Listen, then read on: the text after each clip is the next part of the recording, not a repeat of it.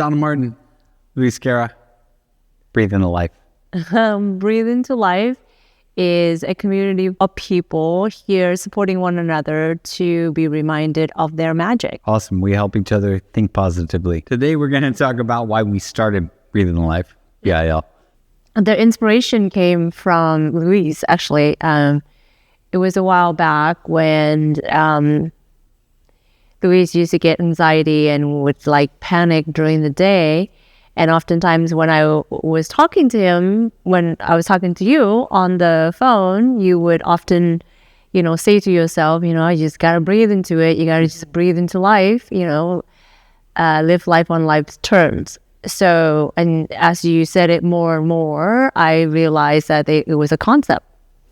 It was a concept to remind all of us that during our day-to-day, during the chaos, during the anxiety, during the push and the pulls of life, that every once in a while, when you pause and breathe, the space in between really allows us to get grounded and, step out of get back into the moment, right? And once you're in the present, nothing is wrong.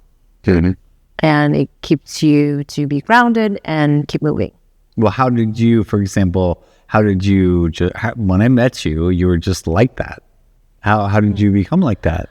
What did you do? What did you do to become like that or to get to that? I did not realize at all that I was already living it. It's amazing. I do know that, living in anxiety, living in fear, living in, a state of uncertainties all the time is not good for my nervous system. I do remember doing a lot of practice where I would come back to the present, meaning just if my mind was, wandering between, what I did yesterday or the past, and then go into the future thinking that I should be doing more and having more, getting anxiety from it.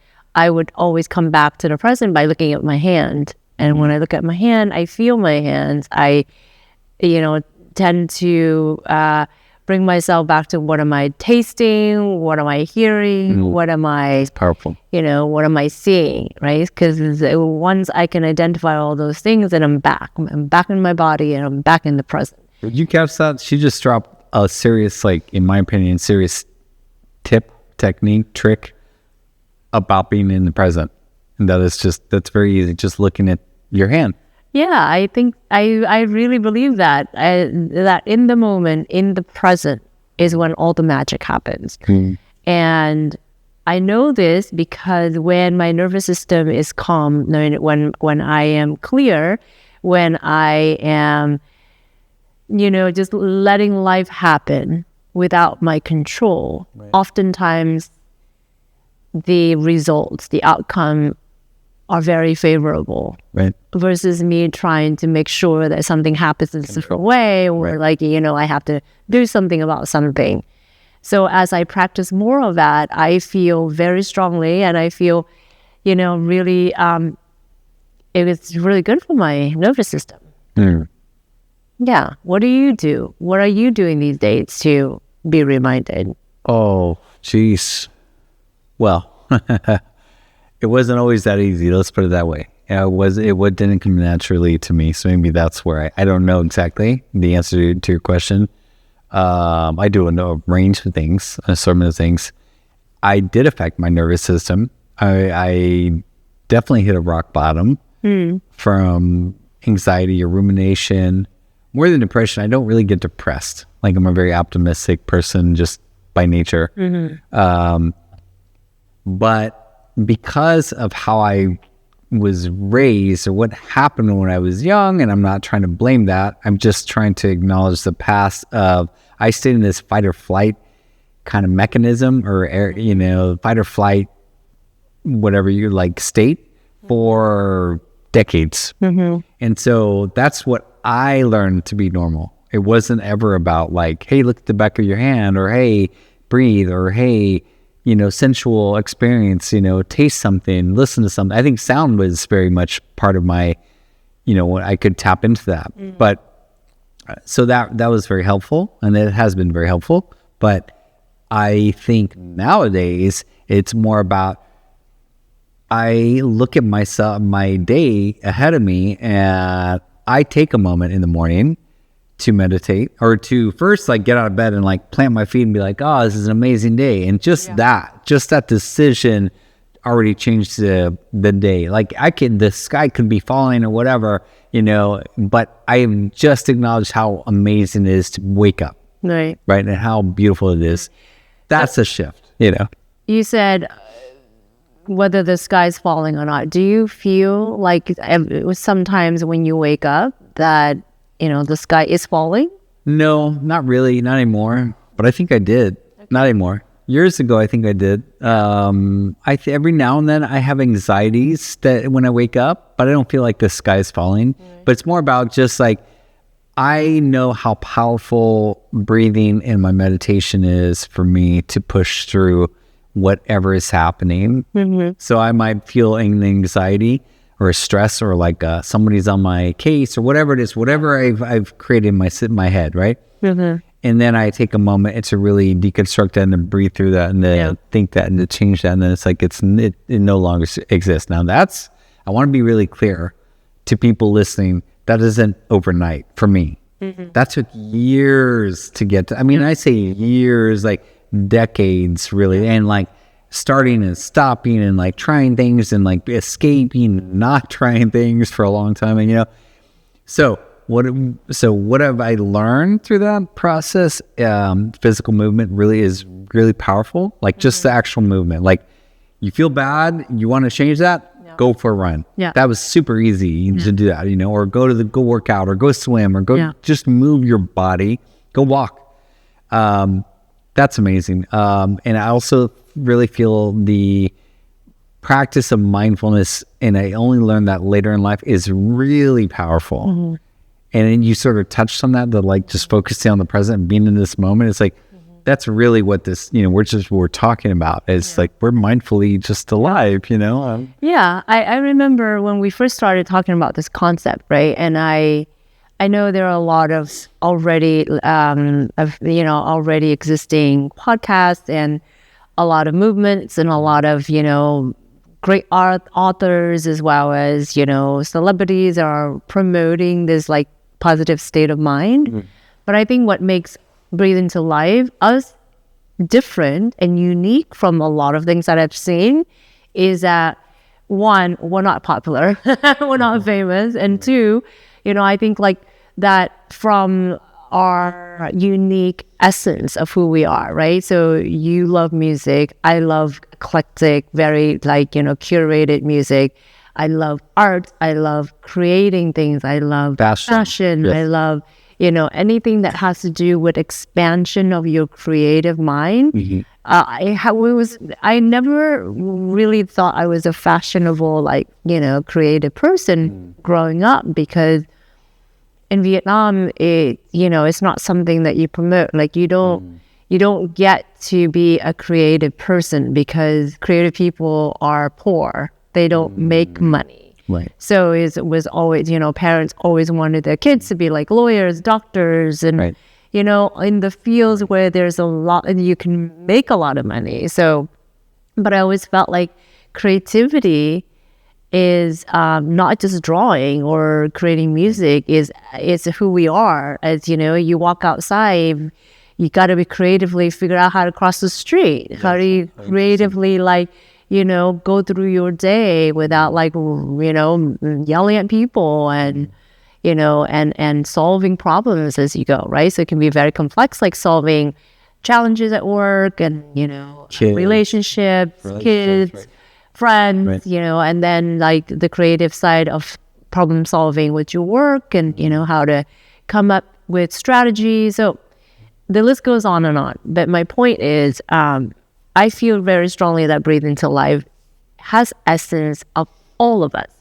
Is every single person that is living on earth. It's not just isolated to those only meditate or on those that, that know how to do breath work, or those that are, designers.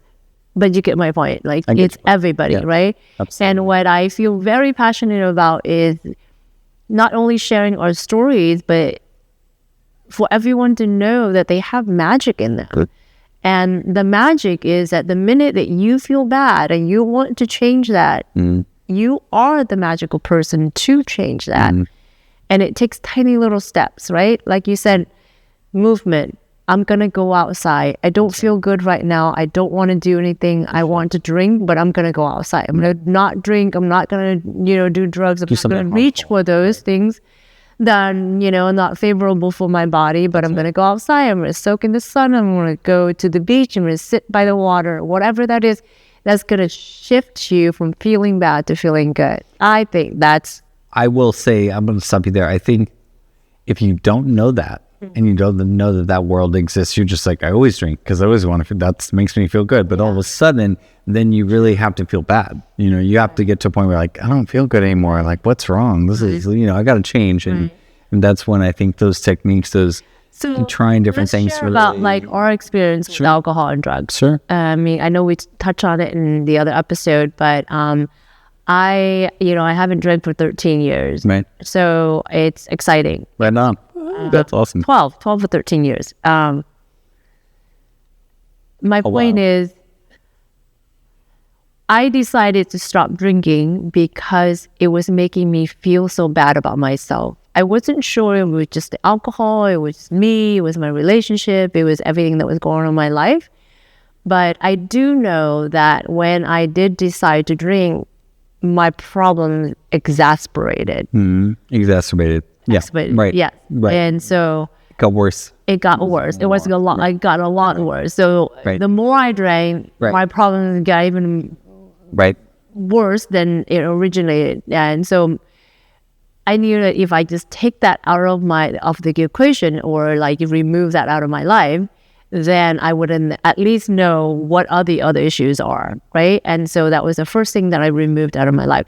But I know it was not easy, like I at the time, it was my, my go-to. It was like, something that I can just like, feel like I can release. I can, whatever that was making me feel at the time, I realized that it wasn't benefiting me anymore. Does that makes perfect sense to me? Yeah. Yeah. And so what I'm a huge advocate on not consuming alcohol, just because based on my experience. But I'm not saying like, if you want to drink, if you decide as an adult, or as somebody that's 18 and over, that is your thing to do. I'm not saying, don't do it. But I am saying that if it's making you feel bad and you want to explore on how to feel better, then that would be just make the change, make the small changes in your life.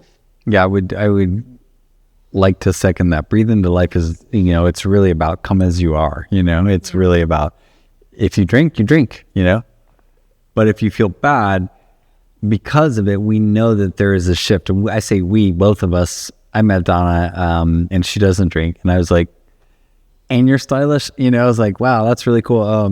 You don't see that very often, right? Because I think for me, alcohol was very much a way to escape, and drugs. But like, let's talk about alcohol. It was very much a way to escape from whatever circumstances were in my reality. I didn't know it at the time. Because nobody said, well, remove that. Yeah. Try removing that. Yeah. There was never it was up to me, right? And so what I am saying for Breathing Life is like, look, if you want to, we can support you. That's part of what our mindset is and got us to this place, and it is powerful, but nobody is here to judge. Yeah. We are not here to judge. Yeah, anyone. That's one thing that we have made a commitment to ourselves and our friends and all those people that we know, right? That there's no judgment, because we are who we are, and that's what makes us so unique. And when time comes that we make a decision to change our lives, we are here. Breathe Into Life is here to support. And if one is not ready, that's okay too. It's just knowing that there's everybody, there are people around that's going to support you regardless. Exactly. Of who you are. Therefore, this is a community. Yeah. Really around reframing your mind, right? So that you don't, the sky isn't falling, in the sense that there is no negativity. We're removing that. We're trying our best to. Yes, it's okay to feel sad and, you know, to have a breakup or to feel bad, or you go through life and it's like you're going to feel emotions, but it's like they're going to pass. And I feel like the marketing that's around us of alcohol and like looking good or whatever it is, it's just bad food. It's just, they're quick fixes. And I say quick fixes because our brains release dopamine, best I can understand it. And it is a real thing and it's powerful because that is addictive. And if you have addictive tendencies, you're going to look for those things to make you feel good and escape. And, you know, rightfully so. But if you feel like there's something else to who you are, we are saying there absolutely is, right? Because like you said, the magic or the power that each of us brings, or just our inherent versions of ourselves. I didn't know who I was until like as a person, as an adult, until about 5 years ago when I stopped drinking.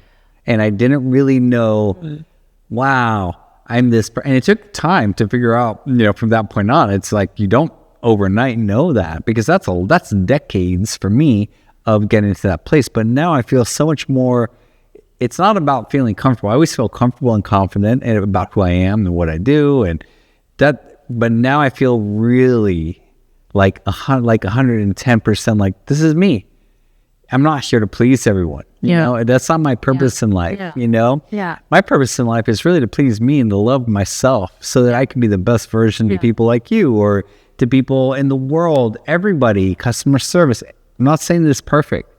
I don't always show up as the best version, and I can see that now because of my mindfulness practice and because of all the practices I've done, and because I've let go of alcohol. Okay, so can we simplify it? Okay, so let's say one is not feeling good about him, herself, and she doesn't know where to start. What would you say to this person? Like the smallest steps that they can take? The smallest steps that they can take, it really is like 3 breaths. Like, just focus on your breath for 3 moments or 3 breaths, and just sit there and tell yourself, really look in the mirror. This is powerful. This trick of like that technique of looking in the mirror and looking at yourself and just saying that I love you, even if it's one time. That's so powerful, because instead of like, we have a lot of body shame in our culture. So instead of that, like, forget that. Nobody is perfect. No one is perfect at this, in the way we are. So get to a place where you can really see yourself for who you are and just be like, okay, I love you. Even if you walk up, that to me is the beginning. That is so simple. And yet so difficult for so many people, because there's so much shame. Right. So let me see if I get this right. So you're saying that the simplest way to get to accepting yourself is really just to look at yourself in the mirror and say, I love you. And even if you don't have a mirror, just to like mentally tell yourself, I love myself. Just like, okay, I love myself. I'm at peace with myself. And just add on to a little bit on that what you just said. I think, you know, like, if you're somebody, okay, I can give you my experience. Okay, so in the years that I didn't love myself, in the years that I did not know how to love myself, those were the most difficult years. Because I was trying to get other people to love me and trying to get people to see my worth. The difference is, the minute that you can identify that, once you know your worth and know that you can love yourself, you will no longer need anybody to love you or to validate you or to see your worth. Right. Yeah. Self-worth. Is self-worth and also self-care and self-love. So it's very simple. When you're feeling bad because of a relationship, because you feel like nobody loves you, or it's because there's nobody around, the only thing you have to do, the one thing you have to do, is to start caring for yourself. That's it. And caring for yourself can be very tiny. It could be taking a bath. by taking, a walk, or, taking that one tiny little 15-minute meditation class, or an exercise. Whatever it is. Let's not go that far. I mean, one can keep their separate phone on, yourself. but what I'm saying is, like, I want to make this so simple. I want it to make it so simple where, like, people can, like, feel like they can do it. Let's say, you graduated, you now can do 3 hours of meditation. Right. You do you're out doing, like, high intensity interval training for 2 hours a day. Then you know how to get yourself to feel good. So one profound conversation, I think it was between Jay Shetty and Seneca Grace, and he's asking her, there was a podcast, and he's asking her, because she's like a fitness expert, right? Yeah.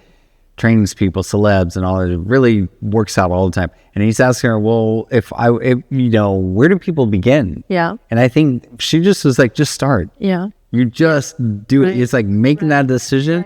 You are making the decision. You're going to find a way to get there. Yeah. But you got to make that decision. Right. And I think, again, it starts with self-care, right? Because if you care about yourself, you're going to want to move. You're going to want to exercise your body. You want to take care of your health. You want to take care of your, mental state. So I think if someone is feeling really bad, that's probably the first evaluation is, how do I feel better by, and how do I start caring more about myself? And everything will, basically things will start to unfold. Yep. And I agree. I think that's if you're lucky. That's if you don't have an event that really shakes you up. I had an event, right? That shook me up to my core. Yeah. To my core, of course, to like me as a human, as an animal on this planet, I got scared, right? Yeah. But you don't have to. And I think that's really another really important component to what we're doing with Breathing Life. It's like, you don't have to let it become that severe. You just like, it's just like, if you don't feel good, you don't have to feel bad and spiral. Yeah. So do you want to share a little bit more of like what scared you and what made you turn around, or what made you want to get better? I mean, not just get better, but just feeling better. Yeah. And it's like, it's a process, right? I mean, for me, it's like a diagnosis came, but that's a diagnosis of multiple sclerosis came to me after many years of like ignoring it, right? Of ignoring the soft signs, right? The numbness in my finger, or fingers, or weird vision, or having to pee all the time, or whatever it was. But that became amplified because I just escaped. I kept escaping. I kept avoiding it, right? I kept drinking. I was like, whatever, my finger's going to come back. And it did. And then over time, it becomes severe. And then over time, it's like really severe. Yeah. To the point where it's like, no, I can't even feel my legs anymore. Yeah. And it disappeared. And so I had to make a change. And it was, I remember my first neurologist at UCLA, she's basically holding a chart saying like, you are putting a neurotoxin every time you drink into your body, and your central nervous system is affected by it. So I'm not going to tell you what to do, but I would encourage you. And that scared me sober. That like really shook me to my core. That was like, because there was no margin. There was no like error of like, there was no 0.1, 0.2. It was just like, that's it. Every drink. So how much was I drinking? A lot. Yeah. And maybe that's for a different episode. I'd be happy to share that. But the point is, I was drinking enough because I was avoiding and I was escaping. What was I escaping and what was I avoiding? Well, I'll get into that. But the point is, I was not feeling really good about myself. Right. So when that stopped, the point, it took a while to come out of that. Yeah. And a lot of change occurred in my life. Yeah. I can relate. I think that in those years when I was drinking, I truly believe I was escaping myself. I was trying to reach for a different place. And oftentimes, like I would go into such heavy drinking that like I was completely somebody else, and me too. The magic that I want to remind people is that like they, like I don't know how it came about. I mean, where I just had this huge surge of energy where I'm like, I'm not doing this anymore because one, I'm harming my body. I don't feel good. And I don't want to continue to do this to myself because my kids need me. So my catalyst was my kids. You know, sometimes we all have certain like people or things, reasons in our lives where we must stop doing what we're doing. And it might not be alcohol, it may be something else, you know, but I want to simplify it to, you know, us and to people that like sometimes it's just about like, what am I doing that is not beneficial for me, right? Forget about doing it for other people. Forget about doing it for your kids. Yeah. What about you? Well, I think what you're touching on is this is something I thought about for a while, like let's say over a year, was selfishness versus self-care. And it's still something I think about, but it's like you're taking care of yourself by not drinking and feeling good. That's the self-care part. It's not being selfish, like, oh, there's Donna again, just like, there she goes, only thinking about herself. You know, it's like, no. And I think a lot of people in society tend to look at that. And yes, I will say that was not easy to stop drinking because you have to let go of those tendencies, which means relationships and people of the past. And it's just what it is. Yeah. And it's not for everyone to do instantly. I get that. But when your health tells you otherwise, it's sort of like, we don't really have a choice. It's either you or me. Right. And so I think self-preservation is a form of self-care. And that's something that a lot of people have to like get their heads around and not feel shameful about. Because we have often been told we're acting selfishly, and we're not. Right. We're just trying to take care of ourselves. And I think that's really important to this conversation. You know, right? Yes, and I want to remind us and people that are, you know, listening to us is that when we care about ourselves, we're taking care of a lot of people. Exactly. When you are feeling well and you are strong and healthy and, you know, and grounded, you are the ripple effect to many people that you come across. The grocery store person, the post office person, you're able to smile. And when you're cranky because you drank too much the night before or something that happened or you're not taking care of yourself, you're going to be angry. You're going to feel bad. I want to ask you a question. So do you think by doing exactly what you said, the world is a better place? Yes or no? Like, in other words, like the best version of you shows up, is the world a better place? Absolutely. Not only, I truly believe that. And I know it sounds very far-fetched to be able to like take care of the whole world or like, you know, make the world a better place. But I always break it down to as simple as like, if I can take care of myself, if I'm responsible for my actions and my reactions and my words and the way I treat people, then I know at least in a day, you know, on a day-to-day basis, I'm coming across like at least 10 people. Well, those 10 people are going to feel my happiness and my kindness and my, you know, whatever that I'm doing the day to like best present myself. Yes, we can take care of the rest of the world. And I'll explain to you why I think this way. It starts with me, right? And it starts with me being responsible for my action. What that means is I do my practices. I do what it takes for me to stay calm, for me to be kind, for me to be happy. And I have my rituals, but, you know, again, everybody has their own way of being the best version of themselves.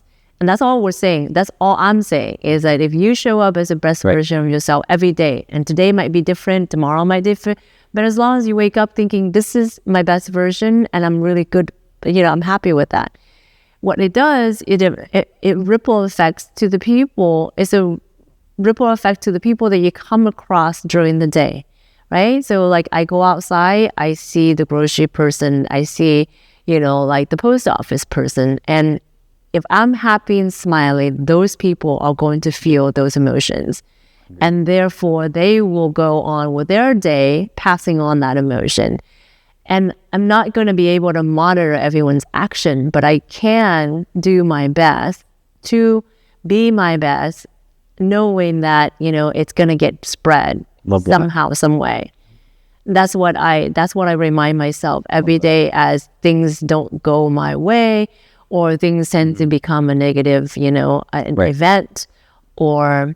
It's still a gift, right? It's so beautiful. It's still amazing. Like you get to experience that, you know, whatever it is, good, bad, though, you know, try not to put any judgment on it. Like back to stoicism, it's just a gift. But I do want to like acknowledge this though, you know, like being optimistic and being like wanting to be like the smiliest person in the crowd isn't always like, you know, I've had my paranoia about that. Like, you know, sometimes I show up and I'm like thinking I don't want to be the annoying girl that's always smiling.